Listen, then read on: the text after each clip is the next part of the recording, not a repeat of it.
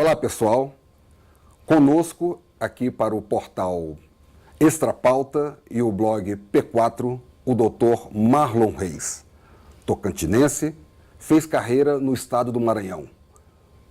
Foi juiz por quase 20 anos e largou a magistratura para se dedicar à advocacia. Feliz, doutor? Muito feliz e realizado. Praticando atos assim, levando a vida de uma maneira que eu me sinto muito mais leve e disponível para as missões que eu escolhi ao longo da vida. Perfeito. Quando o senhor estava ali como redator e um dos principais artífices da Lei da Ficha Limpa, o senhor imaginava que ela fosse um grande motor para tudo isso que nós estamos vendo aí? Nós vivemos realmente um sonho, mas um sonho de pé no chão. Nós acreditávamos que se nós conseguíssemos mobilizar a sociedade brasileira, nós teríamos alguma chance de passar aquele projeto. Ele só passou ao arrepio da vontade da maioria do Congresso Nacional, porque a sociedade de fato comprou a briga, comprou o projeto, se mobilizou. Foi o primeiro grande caso de mobilização online bem sucedida no Brasil e um dos primeiros e maiores do mundo. Olha só, nesse período de 2009 e 2010, quando se deu uma grande mobilização online para a aprovação do projeto, nós saímos à frente do que viria só 2 ou 3 anos depois com a Primavera Árabe. Então, chegou até a haver estudos internacionais da academia, por exemplo, uma pesquisadora alemã e outra da Suécia, elas publicaram um artigo sobre esse, na época, como um dos mais importantes cases de mobilização online de todo o planeta. A Lei da Ficha Limpa foi sua tese de doutorado? Como foi que o senhor construiu?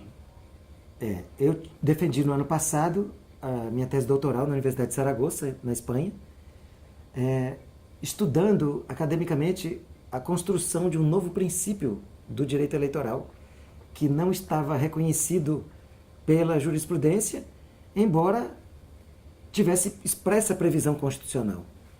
E a minha tese na área da sociologia do direito foi no sentido de tentar demonstrar que a organização social foi capaz de retirar do texto da Constituição uma norma que estava dada, mas que não era observada. E como essa mobilização foi fundamental para que isso acontecesse. Que norma era essa? Justamente o princípio da proteção, que é a base da Lei da Ficha Limpa. Perfeito.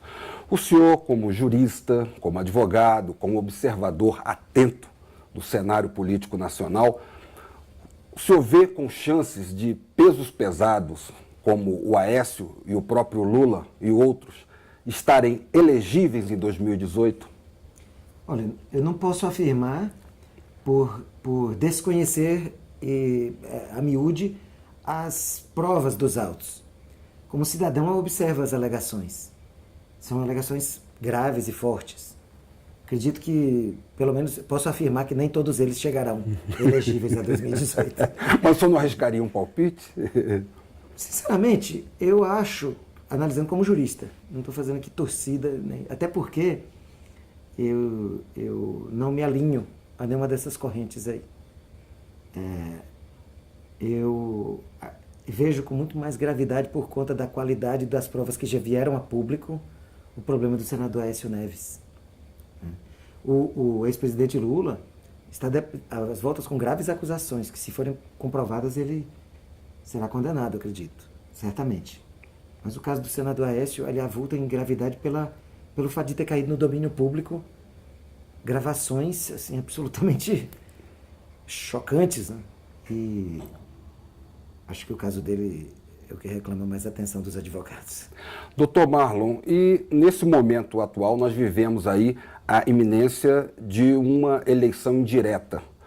O dispositivo, me parece, pelo que nós estamos ouvindo por aí, de que ele não está suficientemente claro quem pode ser candidato, quem não pode ser candidato.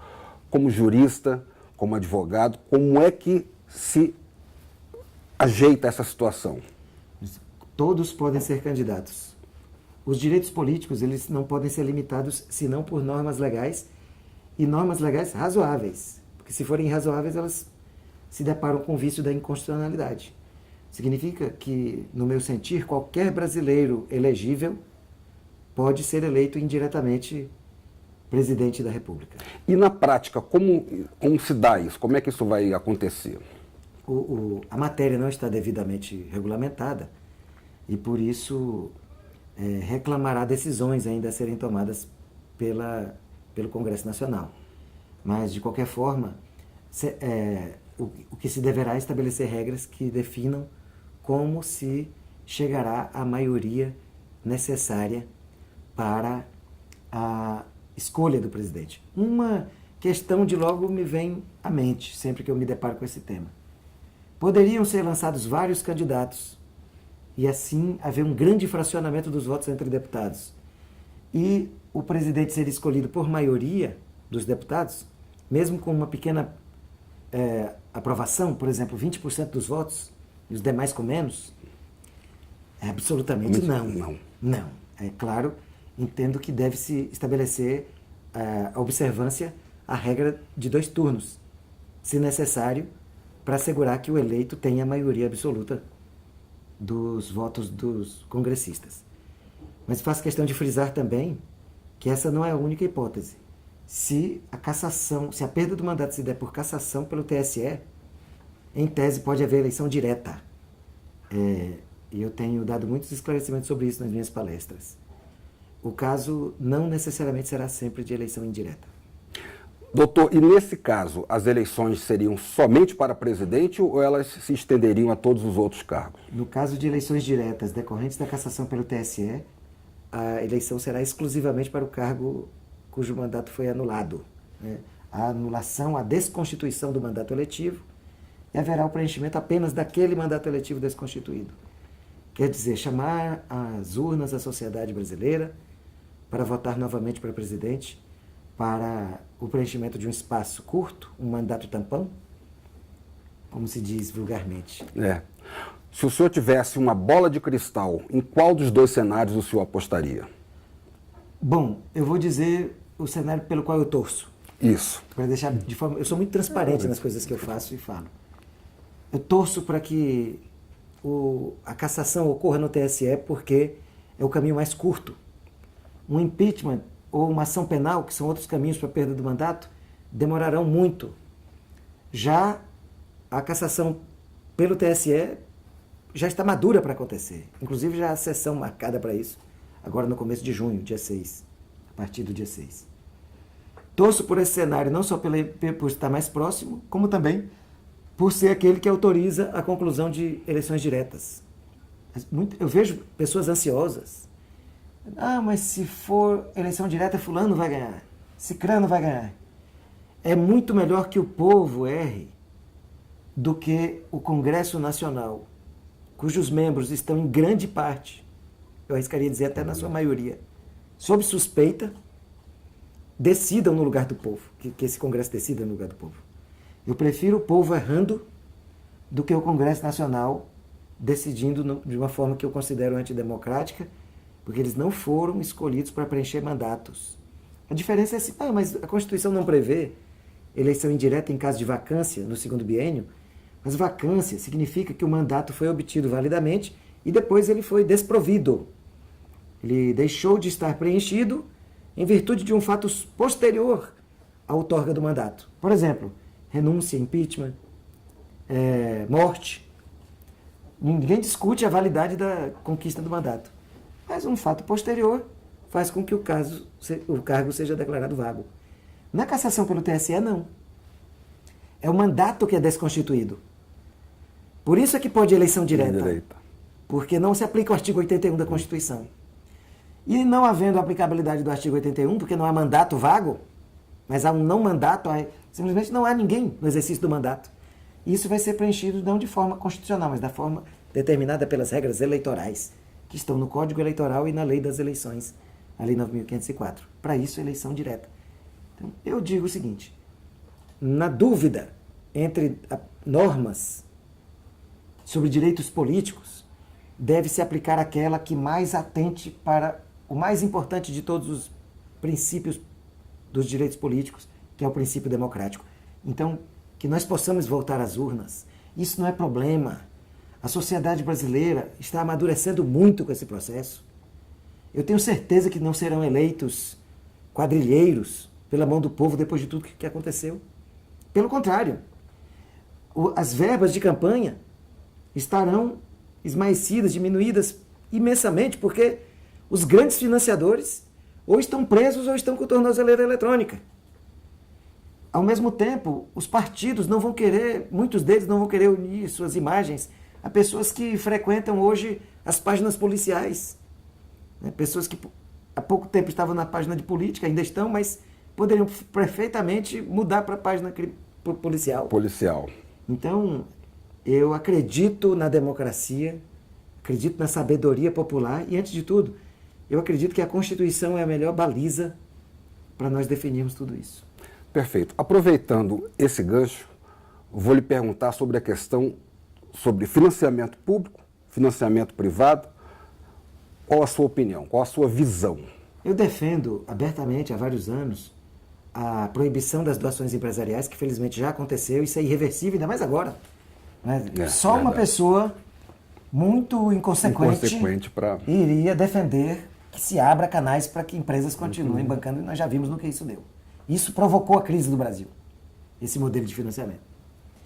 Então, o sistema que eu defendo é um modelo misto, que continua a utilizar recursos também privados, mas não empresariais, doações individuais, ao passo em que se mantém a possibilidade de um acesso moderado a recursos públicos, para garantir a base do funcionamento dos partidos e as eleições.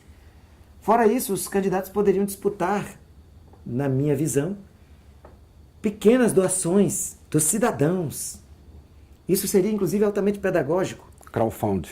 É o crowdfunding. Inclusive, eu tenho a chamada vaquinha virtual, né? Todo mundo utilizar um site para fazer doações para um candidato no qual ele acredite. Então, eu acho que isso é extremamente pedagógico e projeta o cidadão para um patamar em que o candidato precisa dele e não em que ele precisa do candidato, que é o que nós vimos ao longo desses 500 anos. O eleitor pedinte, coitadinho, ao lado do candidato patrono, do candidato que apresenta práticas clientelistas e faz donativos. Precisamos inverter essa lógica.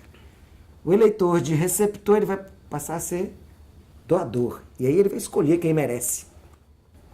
Falávamos sobre a questão de doação de campanha e o senhor nos esclareceu bastante. Nos Estados Unidos é diferente a questão da campanha e a questão da doação. Gostaria que o senhor explicasse um pouco melhor isso.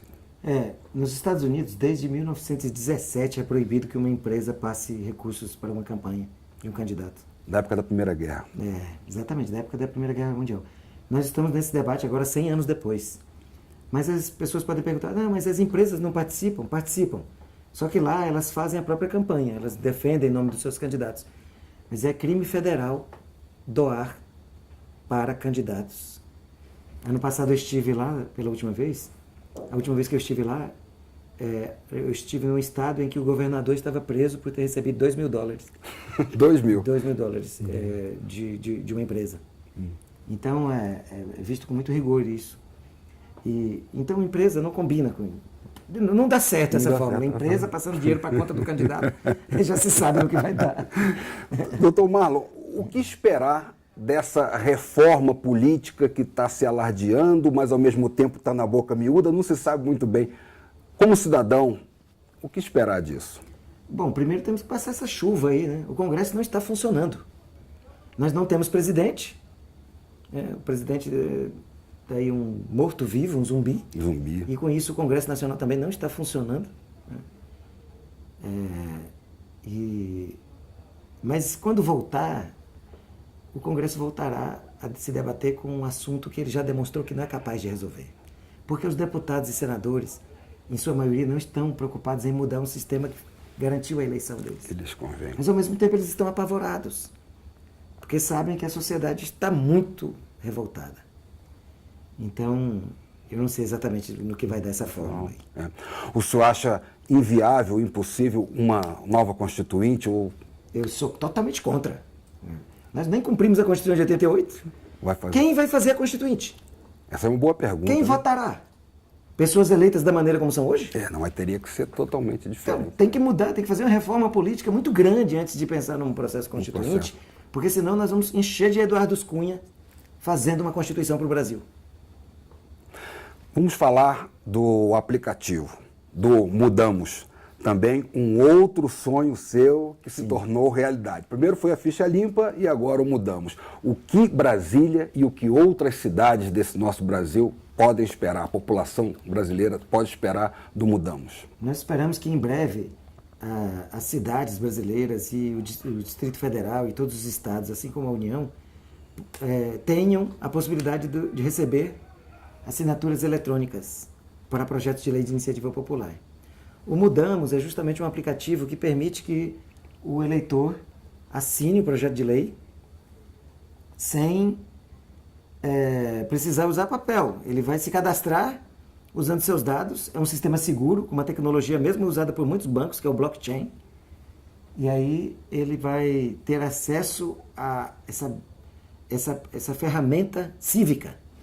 Imagine você decidindo que projetos de lei seu deputado vai ter que votar.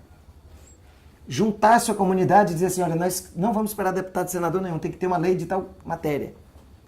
É essa aposta ousada que o Mudamos apresenta. Inclusive, Eduardo, eu quero lhe dizer que em apenas 30 dias, sem qualquer divulgação, sem nenhum tipo de propaganda paga, só com o boca a boca e as redes sociais. Nenhum impulsionamento. Nenhum impulsionamento. A ferramenta teve 400 mil downloads.